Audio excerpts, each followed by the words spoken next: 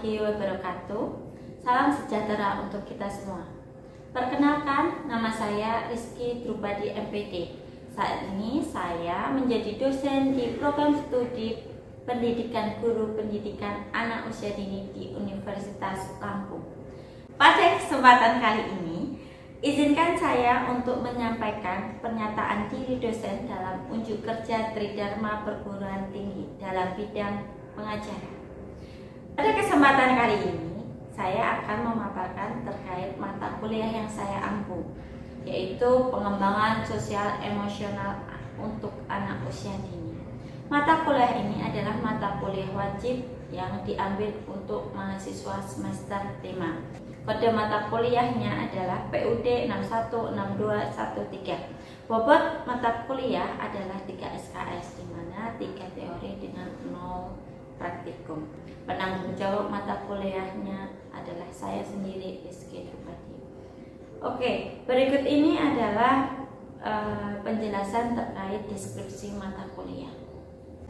Deskripsi mata kuliah pengembangan sosial emosional anak usia dini meliputi telaah terkait konsep dasar sosial emosional anak usia dini, pentingnya pengembangan sosial emosional anak usia dini, pola perkembangan sosial emosional anak, faktor yang mempengaruhi perkembangan sosial emosional, ruang lingkup perkembangan sosial emosional anak, sampai prinsip-prinsip pengembangan sosial emosional anak usia dini, strategi dan metode pengembangan sosial emosional untuk anak usia dini, sampai ke dalam tahapan evaluasi perkembangan sosial emosional anak usia dini. Kemampuan yang diharapkan pada mata kuliah ini adalah sebagai berikut. Yang pertama, CPMK S5, yaitu mahasiswa diharapkan mampu menjunjung tinggi nilai kemanusiaan dalam menjalankan tugas mata kuliah sosial emosional anak usia dini berdasarkan agama, moral, dan etika. CPMK P2.1, mahasiswa diharapkan mampu menjelaskan konsep perkembangan anak usia dini dan karakteristiknya. Yang ketiga adalah CPMK P2.2, mahasiswa diharapkan mampu mengklasifikasi ruang lingkup perkembangan sosial emosional anak usia dini. CPMK P2.3, mahasiswa mampu menjelaskan keterkaitan faktor dan kondisi yang mempengaruhi sosial emosional anak usia dini. Kemudian CPMK P2.4, mahasiswa diharapkan mampu menjelaskan pentingnya pengembangan dan prinsip pengembangan sosial emosional anak usia dini. Selanjutnya CPMK P2.5, mahasiswa diharapkan mampu menjelaskan bagaimana mengevaluasi perkembangan sosial emosional anak usia dini. Berikutnya adalah CPMK KK 6.1. Keterampilan khusus yang diharapkan dalam mata kuliah ini adalah sebagai berikut: mampu merencanakan, melaksanakan, menganalisis, dan melakukan inovasi pembelajaran pada bidang PAUD terkait pengimplementasian pendekatan terpadu pengembangan sosial emosional anak usia dini. CPMK KK 6.2 diharapkan mahasiswa itu mampu merencanakan, melaksanakan, menganalisis, dan melakukan inovasi pembelajaran pada bidang PAUD terkait strategi pengembangan sosial emosional anak usia dini. Kemudian CPMK KK 6.4, mahasiswa diharapkan mampu merencanakan, melaksanakan, menganalisis, dan melakukan inovasi pembelajaran pada bidang PAUD terkait permasalahan dan pelibatan orang tua dalam pengembangan sosial emosional anak usia dini. Dan berikutnya CPMK KU, keterampilan umum yang diharapkan, yaitu mahasiswa mampu bertanggung jawab atas pencapaian hasil kerja kelompok dan melakukan supervisi dan evaluasi terhadap penyelesaian dalam mata kuliah pengembangan sosial emosional anak usia dini. Berikut ini mata pembelajaran yang dipelajari dalam mata kuliah pengembangan sosial emosional anak usia dini, yaitu adalah perkembangan emosi anak, perkembangan sosial anak, karakteristik perkembangan emosi anak, karakteristik perkembangan sosial anak, teori-teori perkembangan psikososial anak, kemudian ruang lingkup perkembangan sosial emosional anak dari teori maupun dari peraturan Kementerian Pendidikan sendiri. Kemudian ada keterkaitan perkembangan sosial emosional anak dengan fisik, mental, dan psikologi anak.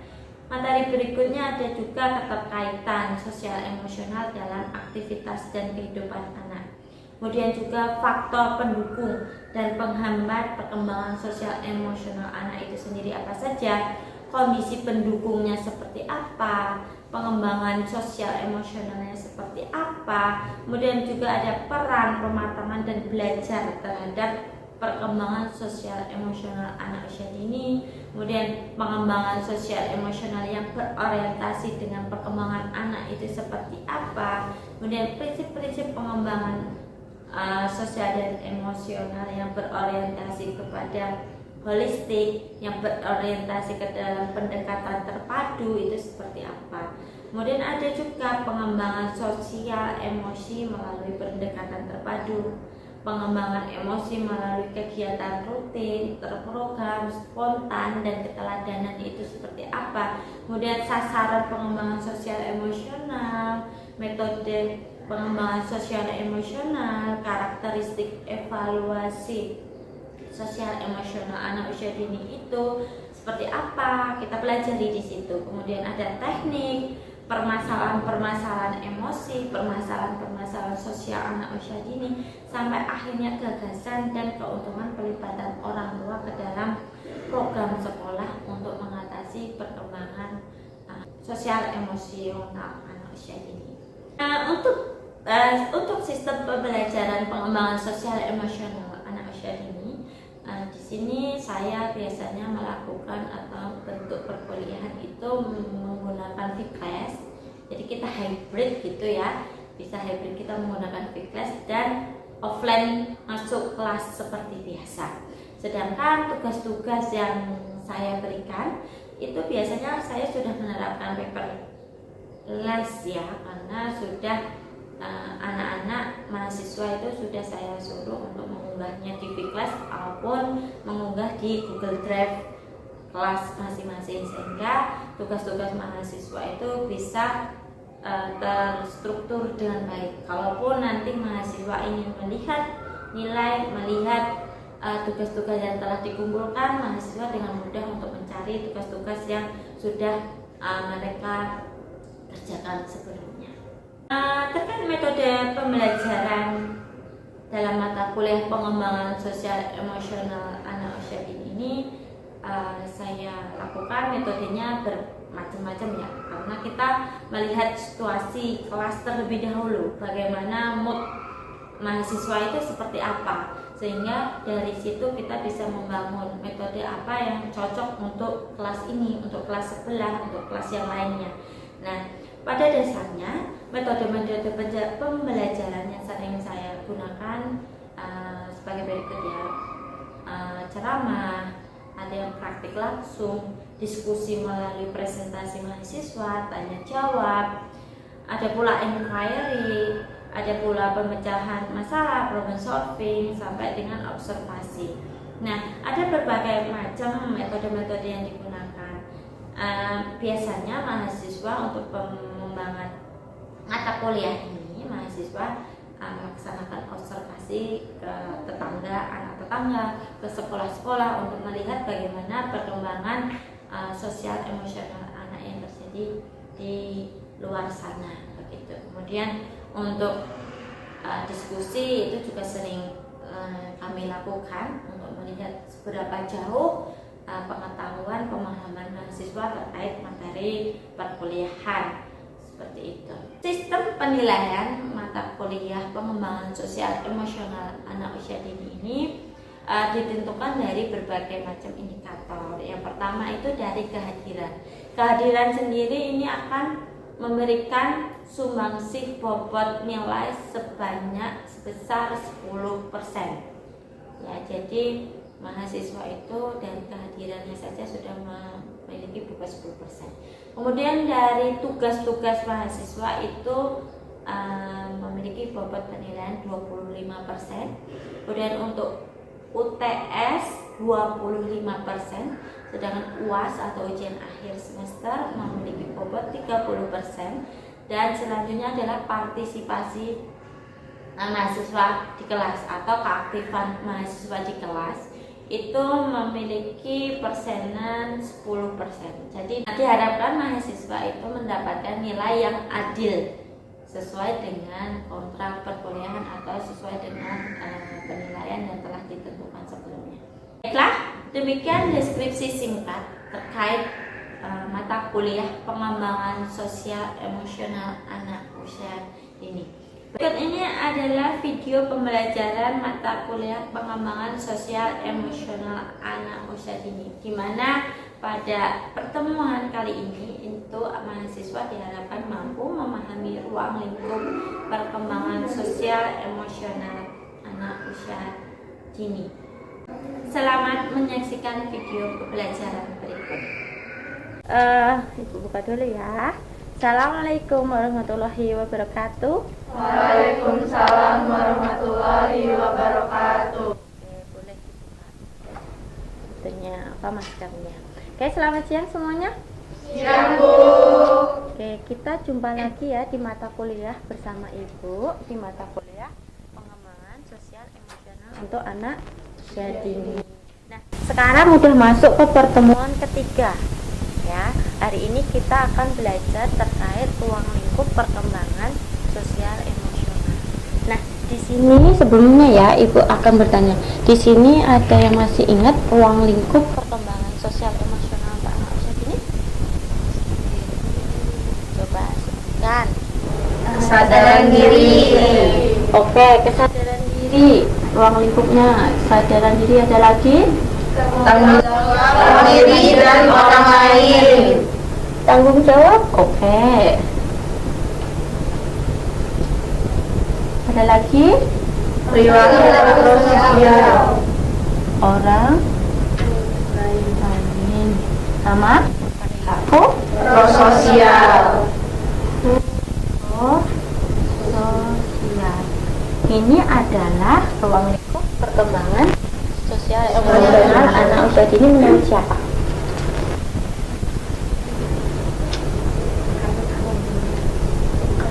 Kalian bisa menyebutkan, Bu, kesadaran diri. Bu, yang kedua ada tanggung jawab. Ketiga ada prososial. Ayo, kemarin sudah kita bahas. Ingat mas, nggak lupa. Apa? Menurut permen ini menurut permen atau kurikulum K13.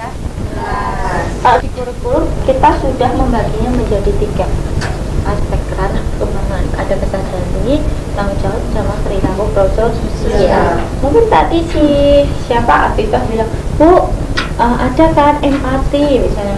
Bu, ada tanggung jawab, maksudnya Bu ada pengendalian diri misalnya gitu.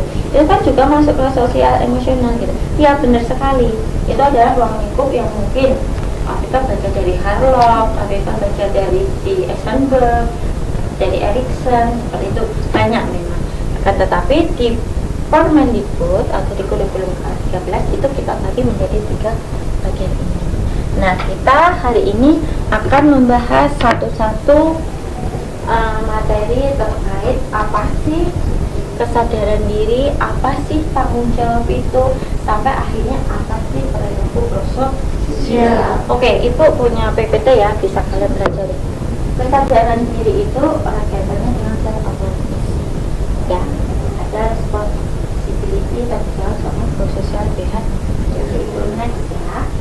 Nah, kita balik lagi ke kajian teori sosial emosional. Kita pasti pernah dengar, kalian pasti pernah di Erikson. Pernah? Erikson membagi beberapa tahapan ya di dalam perkembangan untuk anak usia dini. Tahap pertama, tahap kedua, tahap ketiga sampai ke tahap keempat. Ya kan? untuk usia-usianya udah ada sendiri-sendiri nih. Misalnya tahap pertama usia 0 tahap kedua 0 sampai 3, tahap ketiga 4 sampai 5, sampai tahap 4 dengan tahun ke atas. Nah, kalau kalian lihat, ini maksudnya apa sih di tahapan basic class and class saya atau ketiga autonomi mandiri atau laku siapa yang bisa menjalankan tahapan-tahapan salah satu saja antara keempat ini, siapa yang bisa menjalankan salah satu saja. Ada? Nah, tahapan-tahapan ini akan sangat berbeda. Tahap pertama 0 sampai 2 tahun. Artinya ini ada percaya dan rasa curiga. Maksudnya gimana sih Bu? Rasa percaya dan curiga ini. Anak usia 0 sampai 2 tahun. Kebutuhan paling pokoknya apa? Ketika dia habis belajar.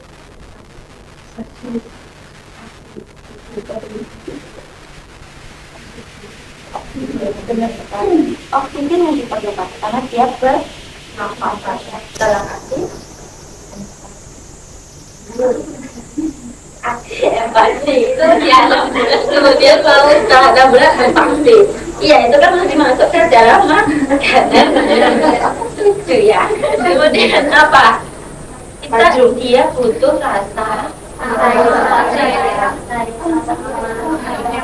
aman, rasa aman, rasa kasih sayang. Nah itu letaknya di sini. Jadi yang dibutuhkan anak usia 0-2 tahun adalah rasa aman. Rasa aman itu juga terjadi kasih sayang di orang tua.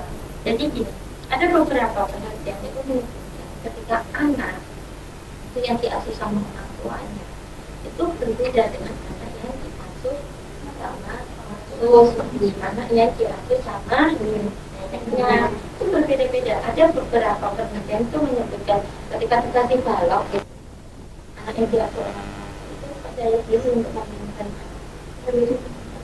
dan anak yang diasuh atau anak yang dimasukkan ke maut gitu dia bisa main akan tetapi dia kayak nggak nyaman gitu masih kelewatan gitu. Jadi karena dia merasa belum ada rasa yang harus dilakukan orang tua di usia ini adalah memberikan rasa aman dan juga karena itu percaya kepada lingkungan. Nah, Bu, gimana kalau rasa percaya itu nggak terbentuk dalam diri atau dia anak itu nggak nyaman gitu lah, takut gitu istilahnya. Nah, yang terjadi adalah rasa ini cara nggak ragu, rasa percaya nggak terhenti yang akan itu adalah satu hingga si anak itu menjadi takut. Hanya kan anak-anak itu yang penuh orang satu nangis. Karena itu jadi kenapa? Karena dia merasa tidak aman di lingkungan ketika kalau dia sudah aman, ada ibuku, ada ayahku, kemudian dia akan merasa ini aman. Sehingga apa? Dia akan mengeksplor itu lebih banyak daripada dia. Kalau tidak bertemu, maka yang akan terjadi adalah satu. Nah, step ini akan bertahap terus menerus sampai akhirnya kau bisa masih bertahap istri sama istri. Kalau itu anak usia paling penting anak sekolah ya, ini masa inisiatif sama inisiatif. Ya, ini sering inisiatif itu apa? Ya apa?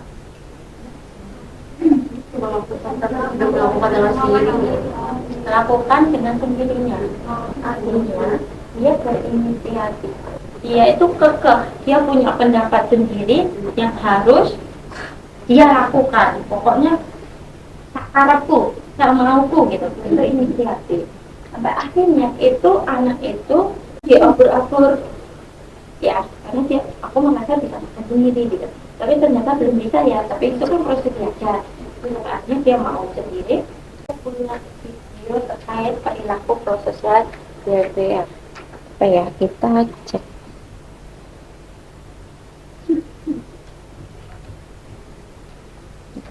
Tunggu. Kita identifikasi perilaku prososial behavior di sini ada apa aja.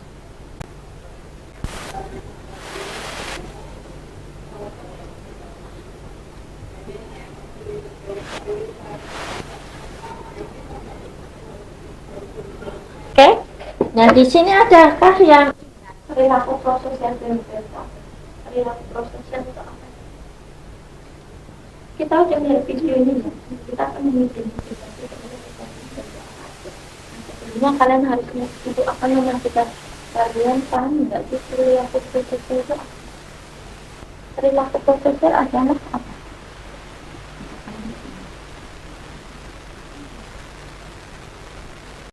Coba, siapa yang menjawab? Nggak apa-apa, salah nggak apa-apa. Mendukung ya? Oke, atau mendukung. Oke, perilaku yang mendukung sosial. Ada lagi? Apa? Yang terakhir itu nggak benar. Perilaku yang baik. Oke, ada tambahan perilaku yang prososial. Perilaku yang baik ada lagi?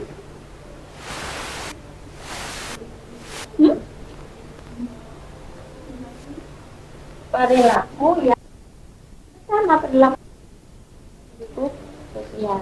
Tapi menurut saya dulu ya. Coba. Perilaku apa? Oke, empati apa lagi? Peduli,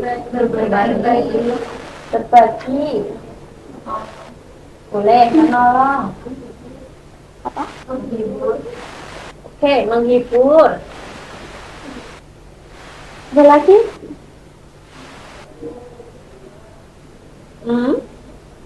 Perilaku yang kira-kira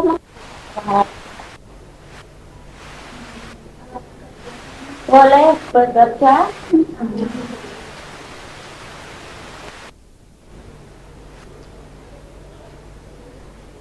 Kalau lihat gitu, kalau lihat ini gitu kan terserah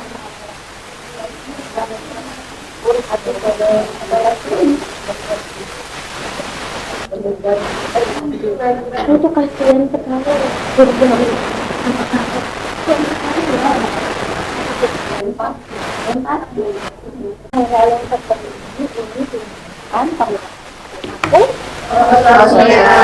coba ya. Nanti ini yang kalian identifikasi, mungkin ada yang belum muncul di sini. Coba kita lihat. Ya. Ini adalah video yang menjelaskan bahwa dia harus berbagi gitu sama teman-temannya gitu. Oke, paham sampai sini? Oke, ada yang ingin ditanyakan terkait materi kali ini?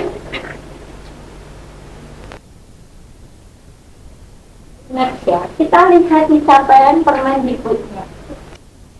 Perilaku prososial anak usia 2-3 tahun jasa beradaptasi aktif apa aja ya. Kita lihat anak usia TK, kita lihat yang anak usia TK saja ya. Kita lihat satu-satu ya. Untuk anak perkembangan di usia 4-5 tahun untuk kelas A, 5-6 kelas B. Kita lihat kesadaran diri, dia harus bisa apa sih gitu. Yang ingin bertanya atau kurang jelas terkait materi hari ini, Ibu persilakan. Kan saya bilang yang kayak kalau untuk atau anak usia dini itu jangan pakai perkataan, harus tindakan. Nah kalau kita kasih tahunya cuma melalui perkataan itu pasti ada dampaknya atau enggak ada sama sekali? Pasti ada dampak atau enggak? Gini, Ibu mungkin Ibu gini, perkataan itu nggak salah ya. Jangan diartikan bahwa kita harus kata-kata itu salah gitu, enggak. Tapi kan perkataan ini kan bentuk komunikasi nih, bentuk bahasa. Boleh dengan kata-kata, tapi lebih efektif kata-kata itu harus bersamaan dengan tindakan atau contoh atau pembiasaan. Ya, anak kecil itu paling sering atau paling apa itu dari yang dia lihat gitu. Jadi misalnya mencontohkan anak merebut, kebiasaan merebut, anaknya merebut ya, makanya orang tua itu contoh yang paling dekat dengan anak. Hati-hati deh, kayak ibu ya, misalnya ibu sama suami ibu bercandaan aja, bercandaan, misalnya bercandaannya mau yang gitu loh, ya anak ibu udah mulai nangis ngikutin gitu, balas ke ayahnya gitu, artinya itu dia udah mulai memahami hal-hal yang seperti itu loh. Jadi dia tuh mencontoh apa yang dia lihat gitu, nggak boleh dikira mukul ibu gitu kan, kemudian dia membalas ke ayahnya seperti itu gitu, hal-hal seperti itu. Nah apalagi ini perilaku tuh nggak bisa instan. Kalau kamu itu kan misalnya bisa dipelajari ya, belajar kalau apa perilaku ini harus dibiasakan berulang. Anak kan kadang lupa ya, anak usia ini tuh sekarang melakukan ini diulang lagi besok, diulang lagi sehingga menjadi kebiasaan. Lama-lama kebiasaan ini akan menjadi suatu karakter yang baik yang harus kita bina. Oke, ada lagi pertanyaan? Oke, kalau tidak nanti kalian bisa pindah ya, kita akan melakukan diskusi ke dalam V-Class. Ada beberapa tugas yang bisa kalian lihat di V-Class, kemudian nanti tugasnya bisa kalian unggah di situ. Oke. Oke, kalau begitu ibu tutup ya untuk perkuliahan hari ini. Sampai jumpa minggu depan. Semoga ilmu yang kita pelajari hari ini bermanfaat untuk kita semua. Ibu mohon maaf apabila ada kesalahan kata maupun perbuatan ya yang disengaja, maaf apapun tidak disengaja, ibu mohon maaf sebelumnya. Ibu tutup untuk perkuliahan hari ini. Wassalamualaikum warahmatullahi wabarakatuh. Waalaikumsalam warahmatullahi wabarakatuh. Demikian deskripsi singkat video pembelajaran dari saya. Semoga video tersebut dapat bermanfaat untuk kita semua. Sekian yang dapat saya sampaikan. Saya tutup. Wassalamualaikum warahmatullahi wabarakatuh.